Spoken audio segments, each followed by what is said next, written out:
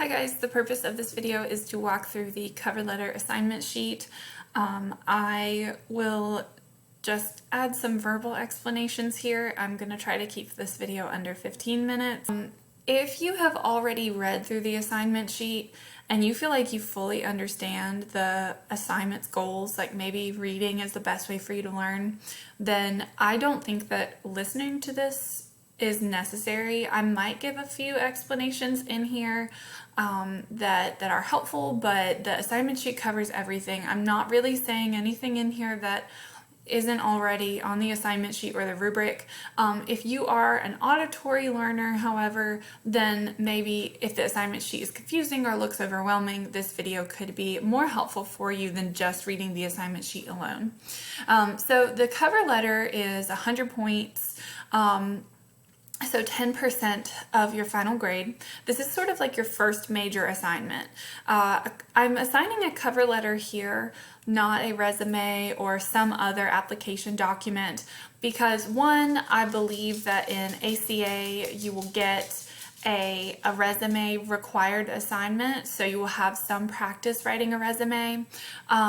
Also, I think that when fresh out of college students or even fresh out of high school students are applying for, like I call it my big girl job, not just like a summer job or a job that feels temporary, but the job that I want, or even if I don't want it, like a job that's more professional than maybe some things that I've done in the past. So those types of jobs generally will ask for a cover letter, or a cover letter will be optional.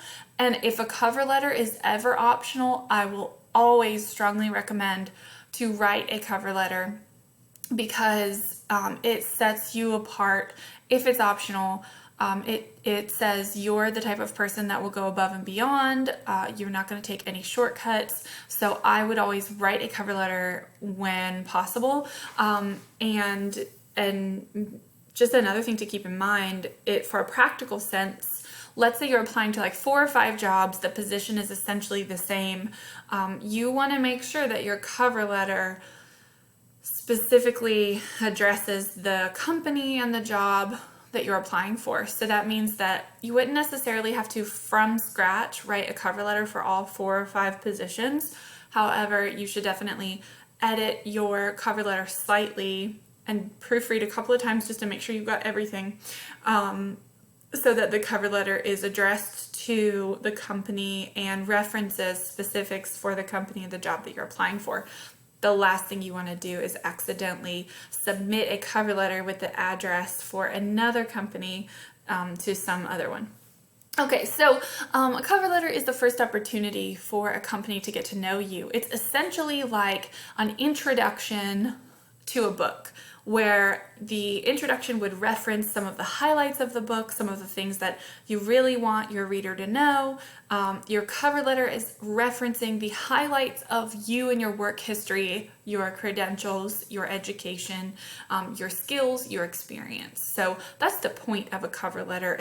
Most of the time, a company is going to read your cover letter first.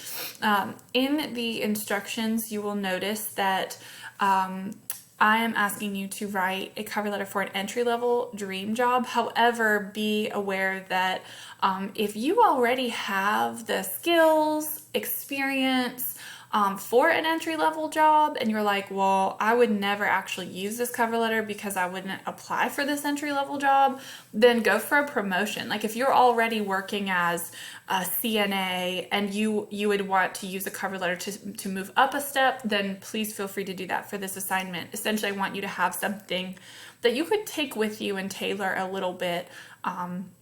I don't want you to write anything completely useless for any job that you might apply to in your future. And so you've just graduated with the credentials you need to get your entry-level dream job or promotion. You notice that every application asks for a cover letter with your resume and prospective interview. So I want you to write a 1-page cover letter. Do not exceed 1 page. Do not email me and ask me, is it okay if it's over 1 page? No. Your company is not going to have very much time to look at your materials. They want 1 page. They want it short, sweet, to the point. If it's not a full 1 page, that's fine. but it should not be more than 1 page. That includes your signature line, that includes the address information, all of that. So you can't be long-winded in your cover letter. In your cover letter, you should do all of the following. State the job you are applying for. Provide your credentials and experience. If you do not have experience, then do your qualifying skills. Again, imagine that you've just graduated. So currently, if you don't yet have like your RDH, then obviously this is just hypothetical. Assume that you've just graduated with the credentials that you need and write your letter as such. Add a personal touch to your cover letter. So make sure that you're not just a list of skills. Make sure that you're a human being. You can do this through your tone. You can do this through how you express yourself, and you just want to make sure that you're professional.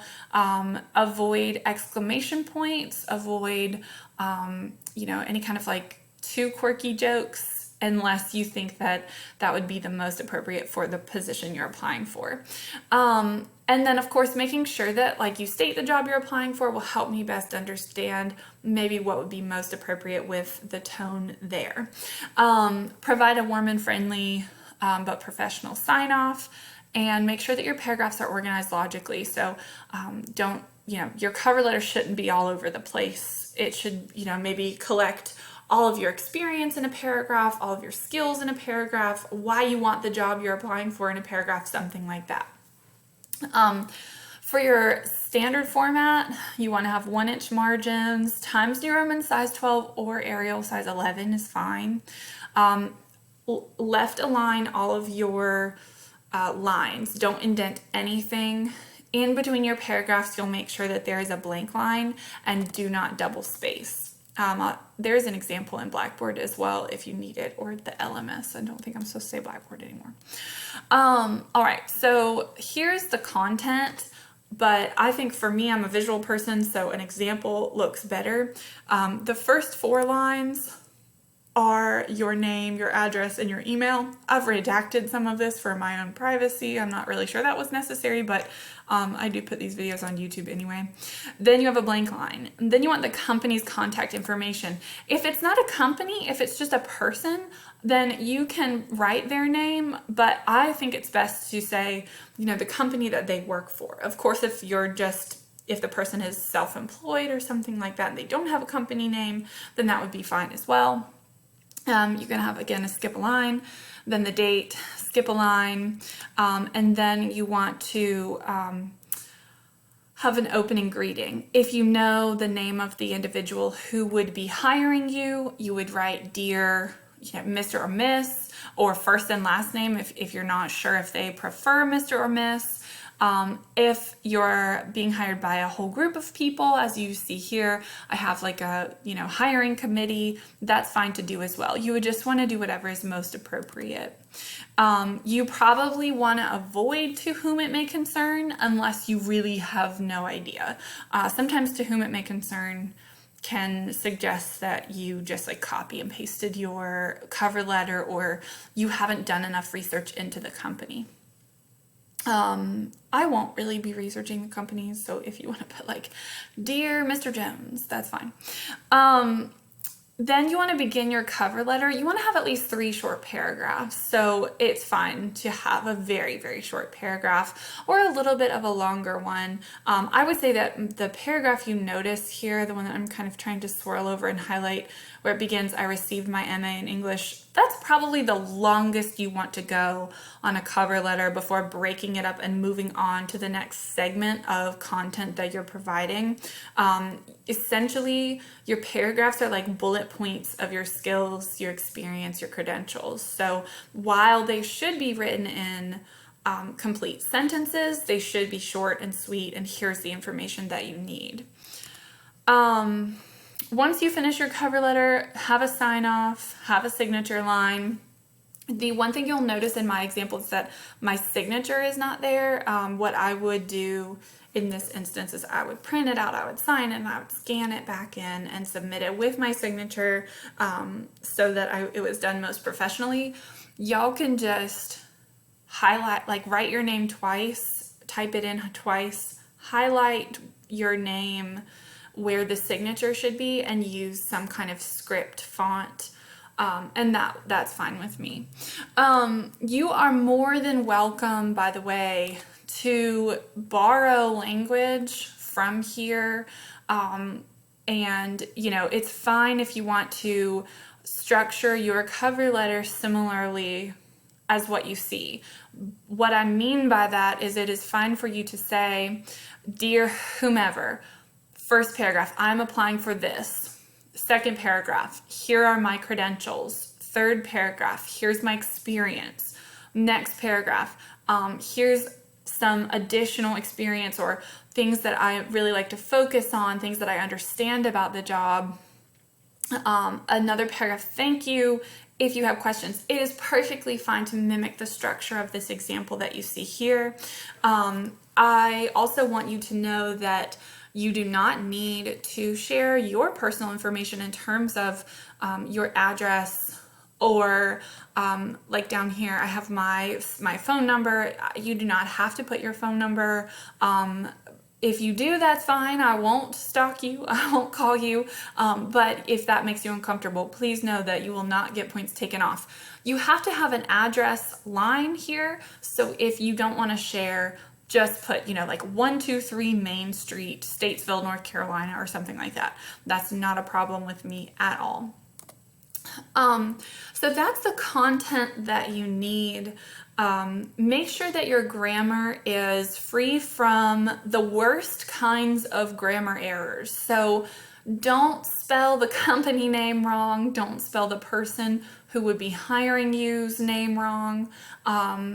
Check for obvious typos. You know, if you have like a very bad typo or an autocorrect issue, then, and you submit that cover letter, that could be something that gets your application put in the trash because it suggests that you don't proofread your work, that you're not paying attention to detail, and that you wouldn't do that when you had the job. Make sure that you don't have any issues with these commonly confused words, there, and there, your and your, to, and its. Don't have too long of sentences. I have an issue with this. I always have my dad proofread my cover letters because he's like been in business his whole life.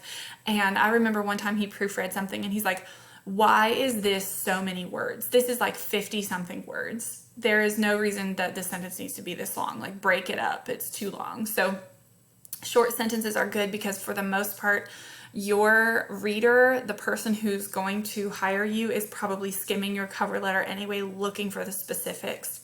And then also try to avoid, and this is like low level on the list, I think, but try to make sure you avoid punctuation errors. I'm not evaluating your cover letter on whether I think you would get the job. I'm just evaluating on your ability to meet these requirements. And then of course you can use the rubric as a checklist. So, you know, go back to page layout. Do you have everything? Do you have the content that I'm looking for here? Are your paragraphs organized logically? Is your grammar professional and error-free? And then, of course, the point of this is to act as kind of like a highlight of you and your skills for the job that you want. Do you understand the point of a cover letter, and is that demonstrated on your assignment? If you feel like the answer is yes, you will probably earn 20 points in this category. So if you have questions about this, make sure that you go through and read the assignment sheet, check out the example that I provided for you, and then of course, please feel free to email me any questions you have. Our textbook does not cover this in very much detail, which is also another reason why I wanted to ask you to do this assignment, just so that you have a frame of reference for if you have to write a cover letter later in life. So again, any questions, send me an email.